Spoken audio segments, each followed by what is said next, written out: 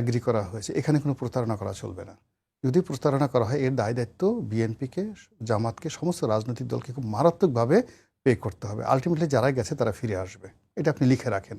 এরা যদি এই পরস্পরের সাথে বিশ্বাস ভঙ্গ করে, মুনাফিকি করে, একে অপরকে ঠকায়, তাহলে আওয়ামী লীগ অবশ্যই ফিরে আসবে। আর যদি তারা পরস্পরের প্রতি শ্রদ্ধাগুলো দেখায়, তাহলে একটা সার্টেন লিমিট পর্যন্ত তারা চলতে পারবে, যদি তারা সফল হয়।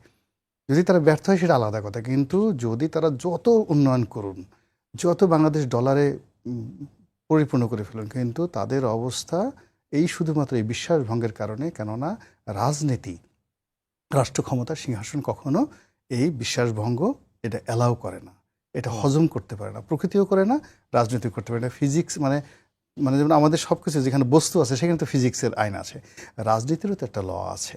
সেই রাজনীতির ল আছে, ম্যাথমেটিক্স আছে, ডিকশনারি আছে। সেই ডিকশনারিতে কোনো অবস্থায় এখানে লন্ডনে বসে তারেক রহমান সাহেবের সঙ্গে ডক্টর মোহাম্মদ ইউনূসের যে কথাগুলো হয়েছে, প্রত্যেকটা কথা তারেক রহমান সাহেবকে আল্লাহকে হাজির নাজির জেনে পালন করতে হবে।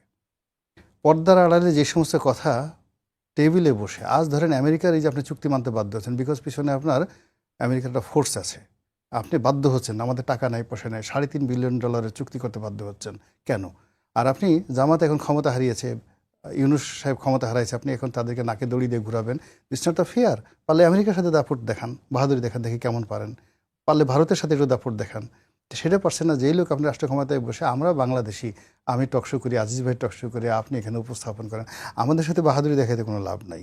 তো এই যে জিনিসগুলো আছে, বাহাদুরি দেখাবেন তো সবার সাথে দেখাবেন। জুলিয়াস সিজার হবেন তো একেবারে সেই বাপের বেটার মতো দ্য ব্যাটেল অফ ক্যাননাইতে যাবে। বিএনপি তো বলছে তাদের সঙ্গে অন্তহীন প্রতারণা করা হয়েছে। না, তাদের সাথে কোনো প্রতারণা করা হয়নি, কোনো প্রতারণা করা নেই। তারা স্ট্রেট তখন মানে ওই সময় সালাউদ্দিন সাহেবের দেখেন, সে মাথা নুইয়ে হাত নিচু করে যখন সে হ্যান্ডশেক করেছে জামাতের আমিরের সঙ্গে কিংবা নাহিদ ইসলামের সঙ্গে, সালাউদ্দিন সাহেব তো উঁচা লম্বা মানুষ, সে ওই একটা ব্যালেন্স রক্ষা করেছে এবং কথা ওইভাবে বলেছে। বরং সালাউদ্দিন সাহেব তার নিজের যে এখনকার যে চরিত্রটা, সেইটা সে গোপন রেখে তাদের সঙ্গে সে মানে মাইল্ড হওয়ার চেষ্টা করেছে, তাদেরকে বিভ্রান্ত করেছে। তারা সালাউদ্দিন সাহেবকে বিশ্বাস করেছে।